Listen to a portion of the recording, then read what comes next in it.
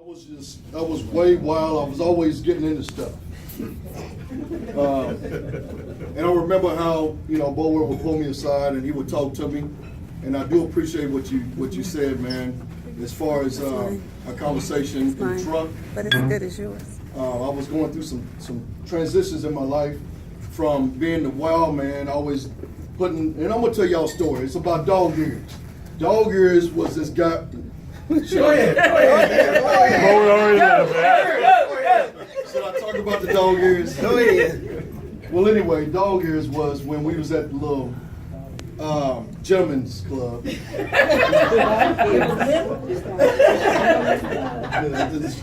gentlemen's club. I had this thing. I put my dollar bills on my head across like this. One over there and one like that. And I'd come in and I'd say, I got my dog ears on, and I'll howl.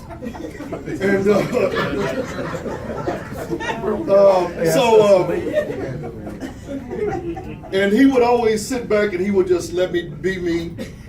But I'm gonna tell y'all right now, and this is from the heart. I do love you, man.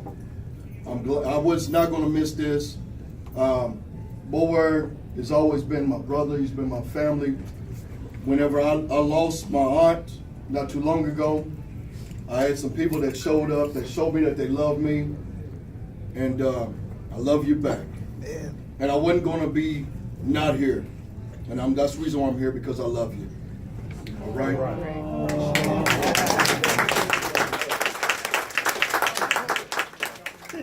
I'll never forget that. Never forget the talks and stuff. I do love you. Dog ears. I wasn't there. Next. See right.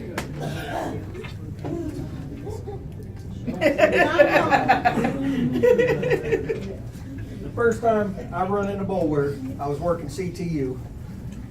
He was working intake. Didn't really speak to him much, just kind of into passing. And one day he come flying by me. CTU, we didn't have a radio. He come flying by me, pushed me. Kind of got me upset, I was like, man, what's this dude doing? Probably 20 minutes later, he comes carrying this guy. I mean, I don't remember the size of him, but it's pretty good size. Carried him like a suitcase. He come through and he said, hey, watch a little fellow come by. I was like, what's this? So, there he's pushed me, now he's calling me names. I was upset. He come by and I stopped him. I said, hey, man, we got to talk about this. And we got to talking. From that day on, I thought he was a big guy, but he was hustling, carrying that dude like he was nothing. I said, man, that's the dude I want my back right there. That's been what? Ooh, probably 11, 12 years ago. Yeah. When I first got to Lexington. Yeah. So that's 2004. Then we crossed paths again at Mabel Bassett, and one of the best captains to work with, one of the better supervisors. That's my ride or die right there. Mabel Bassett went after him and Ron. Well, Yep, him and big fella, they Then that's the other thing that blew me away. He was talking about big fella, then little fella. The 5-6 crew, is that what they? Is it 5-6 crew? That's wrong. Yeah. Yeah. So I appreciate everything you done for me, man. I appreciate everything.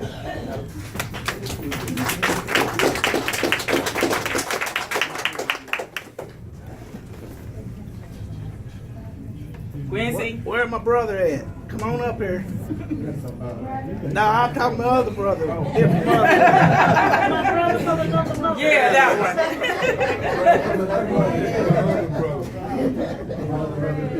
A lot of y'all know me as Craig. I met Chris. I know him as Boulware. I call him Chris. Depending on my mood, I'll call him Christopher. He's always been my brother. I met him back in 2004, back when he switched from Lark to from Mac Alfred to Lark, and we just hit it off. We grew up together. It's crazy. We just always ran around. We did everything. We both drove from the city to Lexington, and so we carpooled. We were putting in 18 hours a day together. It wasn't nothing. And I don't have a real good funny story, but you know how siblings. I got a good story. Tell the story. But I just got one. Go ahead. I'll never forget. It was my week to drive, and so Craig, we driving through Dale City. We get on 29th. He kicks the seat back and rolls the window down. Now we're on midnight shift, and so he said, "Well, just turn into this park. Let's just drive through the park." Okay, but he's got the seat kicked. He's got the seat kicked back, and he just looked up. I'm driving through, and I'm in my uniform. I got all these vehicles backed in, and so I'm like, "What's all these vehicles back in?" It was there at that Trosper Park. And so as I make the loop through and come out, he starts laughing. Like, what are you laughing at? He pops his seat back up. He said, "You know what we just went through, don't you?" I know. Like I said, I hadn't been to Oklahoma City long. He said, "That's where all the men hang out." Men hang out. And then it snapped. Oh, man. I cussed him all the way until he got out the car. I was like, I can't believe you did me that way. That's a good story. In uniform. In uniform. That's right. We were always giving each other a hard time. And I remember just how siblings, they don't always see eye to eye, but we always, at the end of the day, we had each other's back, pat each other, say good game, whatever it is. And, we had Chief Davis, he was Captain Davis at the time, and he kind of held us up. Always kept us together. It's always a pleasure, and I can call you my brother. Oh, yeah.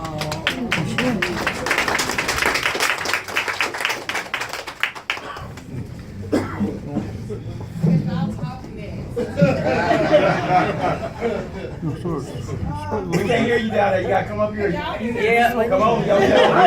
Come on. I can definitely see you. We've been taking us back to the 2000. We thought it was yo-yo. I'm Yvonne.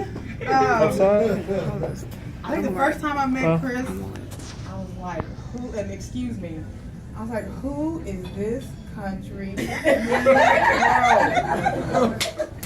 And he has just like been an angel for me. I've learned that these gentlemen here have taken so much heat from me because I'm called what you didn't have a filter back in the day. Still do. I kind of said what I wanted to say, and they've I'm like their baby girl, so they've really taken care of me, and Chris has done the same thing, and I wish you nothing but the best, and I'm the original yo-yo. I don't know where he came up with it from, but that was me at Lexington. It's a big fella right here. I just wish you nothing but the best, in all your endeavors, and so, I love you. Thank you. All right. And plus, she's from Ironville.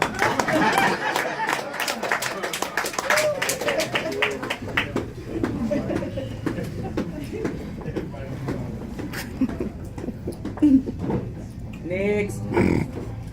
Come on, Menifee. Now, Brooks, come on. Come on, Brooks. Come on, Carla Brooks. I know Mel here. I think I said sit over for real.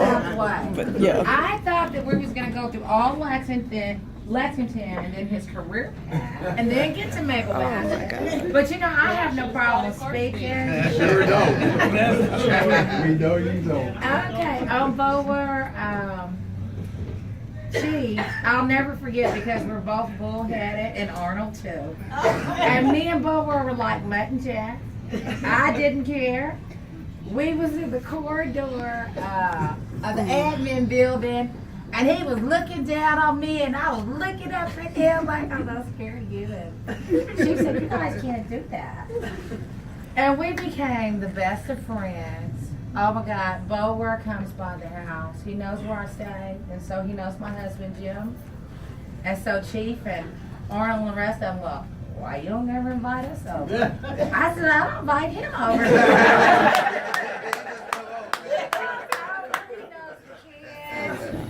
And it's just, oh my God, he's my baby. I call him Bobo. It just depends on what he puts on Facebook, because I was sharing with Menifee, because it feels good to be retired.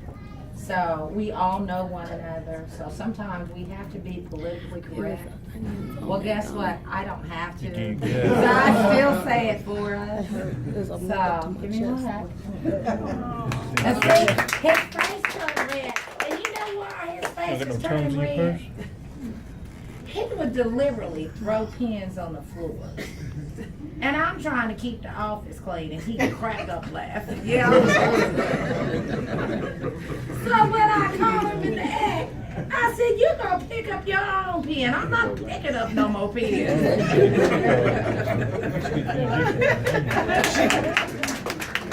I can say this, Brooks always said what I wanted to say to inmates, female inmates, because there's been times I said, I didn't know a woman could cuss like that.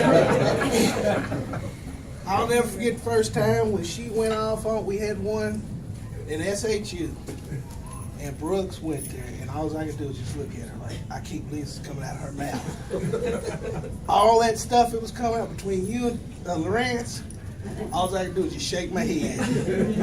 Woo! A sailor didn't have nothing on them two.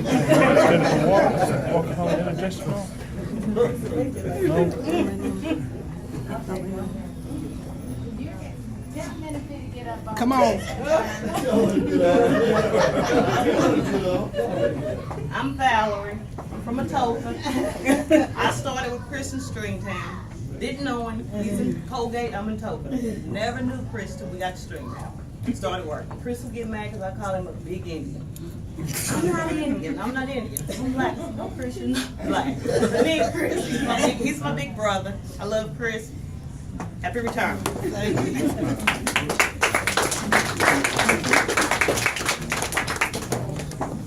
Wrong.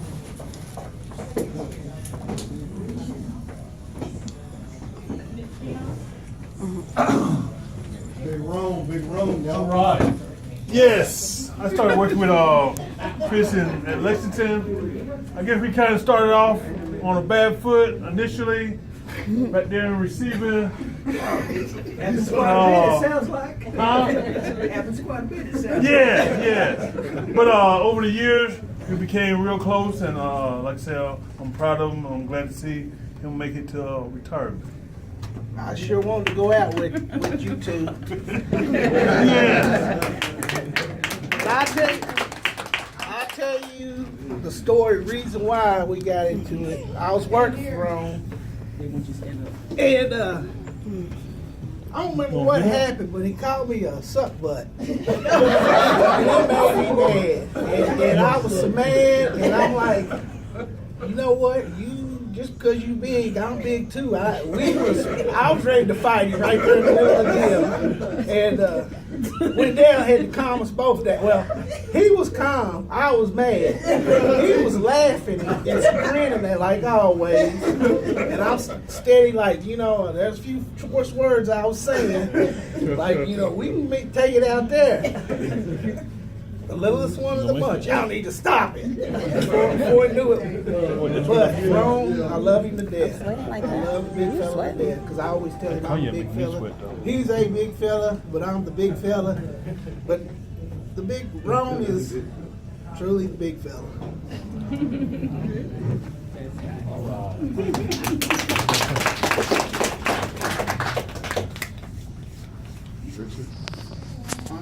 Yeah, Arnold. Yeah, get up, Richard. You already position yourself anyway.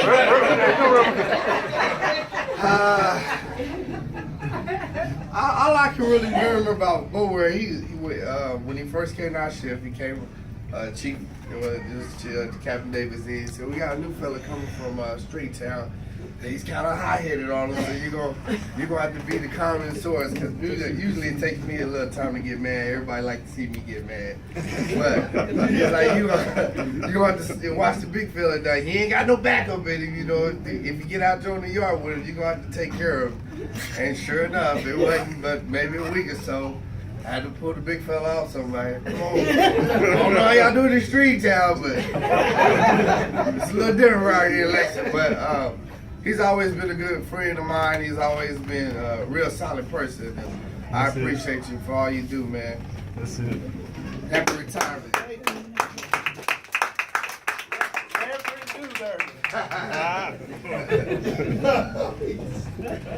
I guess I'm the only one to call him Reverend Do Dirty. No, we all did. It's your turn. Oh, well, I don't have nothing.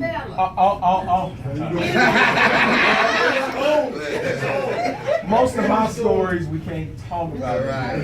Yeah. And I'm not gonna get you and Tansmore in trouble, Terrell. Don't worry about it.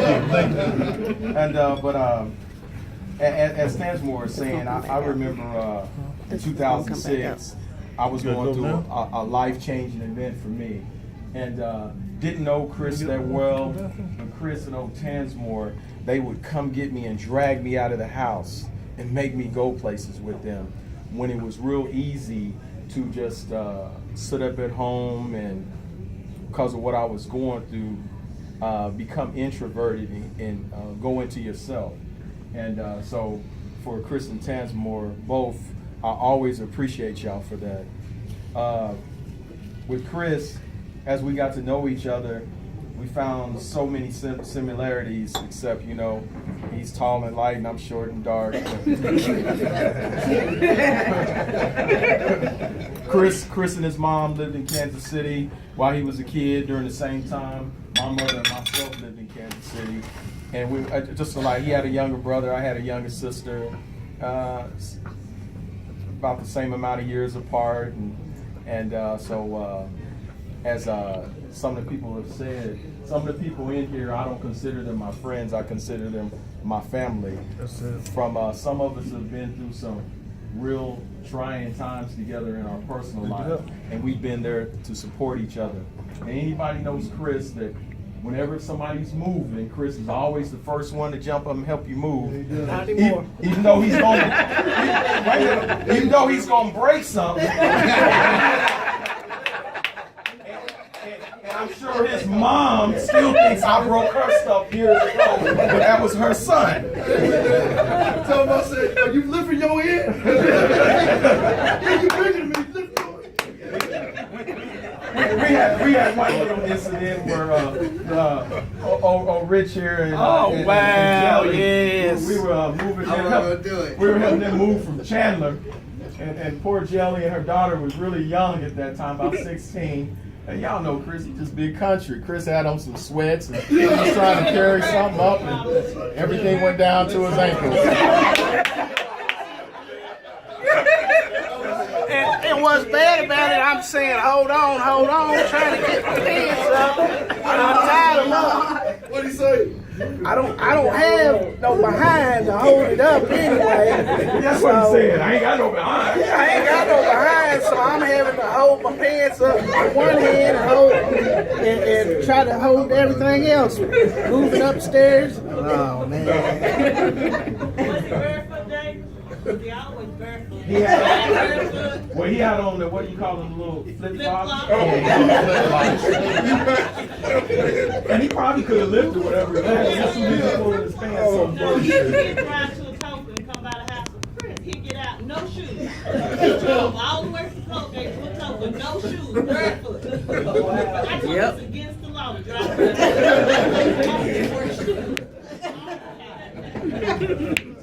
So as Chris, in our personal life, just a great friend, and in our professional life, one thing I liked about Chris is when I was a captain, like I have Richard help Chris, but if I was having issues with other hotheads like Matthew Craig, y'all know he was a hothead too. And I tell Chris, man, go pull Craig in and pull him under you.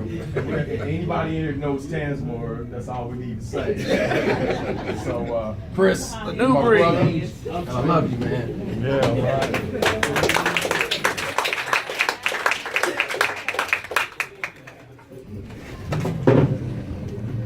Kept it clean. Give the real stories. Well, if there are not any other But what about Mr. and Mrs. Barber? I'm sure they've got. Yeah, Mr. and that's Mrs. Barber. I think you're lying. Yeah. He talks about you guys all the time.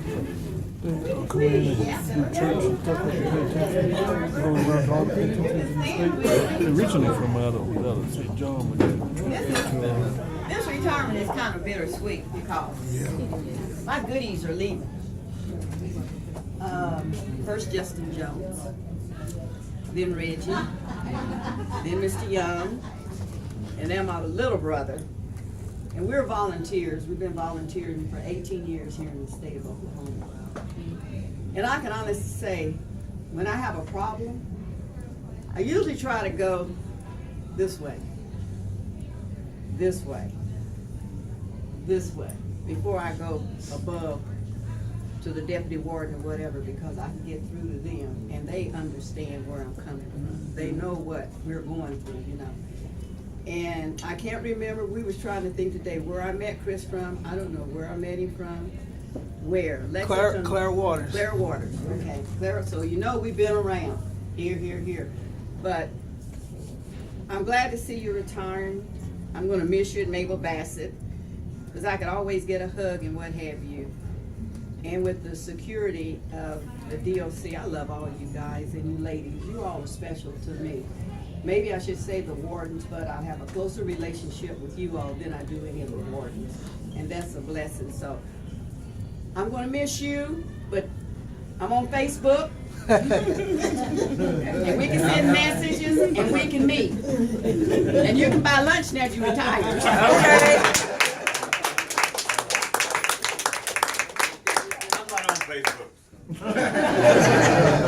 But I've learned to respect Boulware. We were trying to figure out where we met him. I said, I think it was Clearwater. I think it was out one day we was coming from. I don't know where we were coming from. Somewhere on the campus there. And I don't know what we had to do, but I said, this big guy walking up. This guy going. He said, we didn't know one another. I just started. I think I started joking with him or something. I don't know what it was, but I learned to respect and love him. But I know that the inmates are going to be, to me, hurting with the caliber of people that are leaving the Department of Correction. And had no idea that we had so many people of color that were working in the department. And it's a shame to see the guys go. I know it's time to go. But as we know that majority of our inmates in the facilities are of this color. And so they're gonna miss you guys. You guys had a calling, whether it was joking or whatever, you had a calling from the Lord to be there because those guys and young ladies needed you guys. So I'm glad to see that you made it to retirement. You got shoes on. And this is an outstanding young man here too. Yes. Really, he really is. And him. But it's good to be here, and I'm glad for you. And we pray that the Lord will enlarge your territory. Maybe you think you're going into retirement, but He may have something else for you to do too. Okay. And we're retired, semi, but we're still doing prison work. And as I said before, that's our date whenever we go to the facility. But I love what I do. And then every time I get ready to say I'm going to retire, Reggie or some of them come up and say, you can't retire because the inmates need you. So we're still there. So they might have to carry me out one day. But we're happy. Thank you. Yeah, I can tell you exactly how many Thank you. God bless you. I was lieutenant at Claire Waters, and we had TDU, lockup. We didn't have an exercise cage or anything, so they get their hour a day exercise. So I go back out there. They had services, and there was like maybe one person. I don't think there was one. But no, and I saw there was 20 of them, so I cuffed everybody up and said, we're going to exercise. And so they're happy. So I walk them all the way over to the visitation room, and I sit on these chairs. Now, this is your exercise. Sit down. Y'all got to listen to the barbers. I remember this ministry. So every Wednesday, I believe I would gather them all up, and they were like, "Are we going to church?" Yep, let's go to church. And so they then finally they got, well, I don't want to go. So I got to where I was just taking 1 or 2 or 3 people, but I got to know them so well that I just love them to death. I love them to death. I'll never forget. I looked at him and I said, "Oh, you sure remind me of my grandfather when he was younger." And I went through. I seen some pictures. I wish I could find that picture, but there was a picture that I was like, I told you I was going to bring it to you. Yeah. I said, Ed Short, Miss Barbara, I just like to say I love y'all to death. We love you too. So,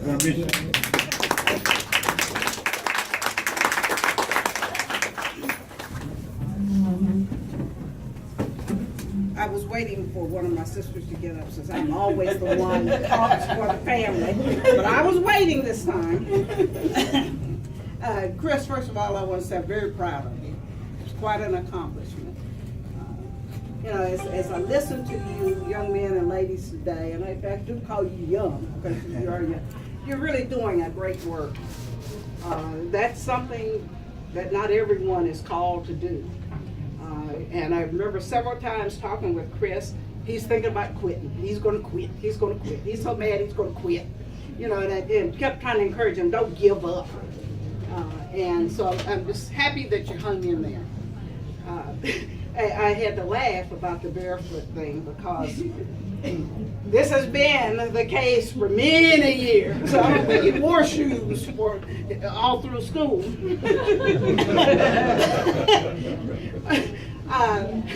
When Chris was about 3, and my daughter was 2. They were a year apart. And we were in Wichita, Kansas, driving down the street, and my daughter and Chris were in the back seat, and I hear her say to him, Chris, want a hamburger? Because she sees the sign and she knows what it is, and she feels that Chris can get it from me, you know, if he asks. And he's looking at her, what? And, you know, after a while, I passed the sign, and she said, well, just forget it. From then on, I think Chris and Tina, Rosalie's daughter, who was another year younger, they always bossed Chris. Well, as we talk about Colgate, we lived right on the highway in Colgate, right on Highway 75. The traffic coming straight from Texas, from Idabel, from Atoka, Oklahoma City, and all this bit. And I drive up one day, Chris, Stevie, Stacy, I think, 3 or 4, sitting on the back step eating watermelon. I had a here's these 3 little black children sitting on the step eating watermelon. I don't think they had any idea why I was so bad. But it was just real. But again, it's quite an accomplishment, and I encourage you to keep on working because you're still a young man. My dad is 98. And when I retired 4 or 5 years ago, I said, can you believe your oldest daughter's retired? Now I can tell him his oldest grandson is retired. It's a good thing. Yes. We will tell you though, when y'all talk about Chris being barefooted, if you knew his grandmother on his dad's side, little Ronnie, she started it. All my nieces, great nieces, do the same thing. As soon as they walk in the house, but when we lived in Kansas City one time, Chris was up there, was he 3? And it snowed. Guess what Chris did? Walked outside barefoot. To him, the snow was nothing. It was like he could walk on water. It didn't matter. His youngest brother, he would walk outside and cut his foot. And to this day, you will not see him walking without shoes. And Chris is completely different. But we tell all of her grandchildren that They must be related to Chris because they do not like to wear shoes. And they're not even from the country, right? Wow. Chris, I'm just gonna tell you congratulations, because I've been asking for the last 5 years, when are you gonna retire, when are you gonna retire? Every time you tell me about something that went on, I said, well, when are you gonna get out of there? So, when he told me it's finally coming, I said, well, Chris that song, take this job and shove it. I ain't working here no more. Troy didn't even sing that song when we went out there that day.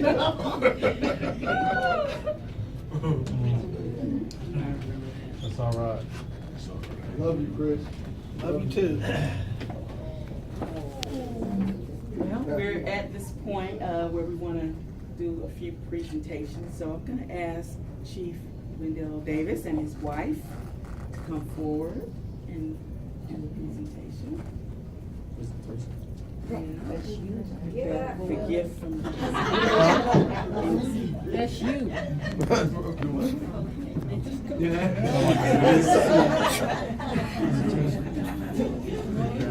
Don't get from DLC, girl. This is family. We don't give a damn about DLC in here. There is one.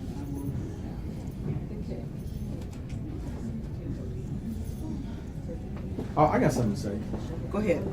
I think we all need to thank Angela here. She did a great job hosting this. She did this together. Angela, thank you.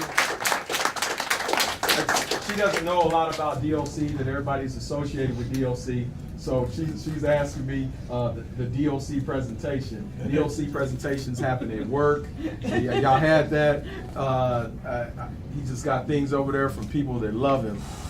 Anybody who's been a part of DLC, y'all know DLC don't really love you. It's just a machine that goes on. And if you can find people that you can work around that truly care about you, you cherish that. So, all right. And I appreciate you for volunteering me to do this too. I got Chris told me. I like that. That was teamwork. Yeah. Chris, if you come forward. I'm just gonna open this up for you. The thing that I want you to know is that the work that you do, the love that you show to others, and the care and concern that you show to family and friends, it doesn't go unnoticed. And I wanted you to know that you've been working very hard and you've accomplished something that at such a young age is a big deal. Many people don't get to see 20 years and still be less than 50 years old. So I just wanted you to know that you are appreciated, and so much so that I have provided for you 2 rounds of golf.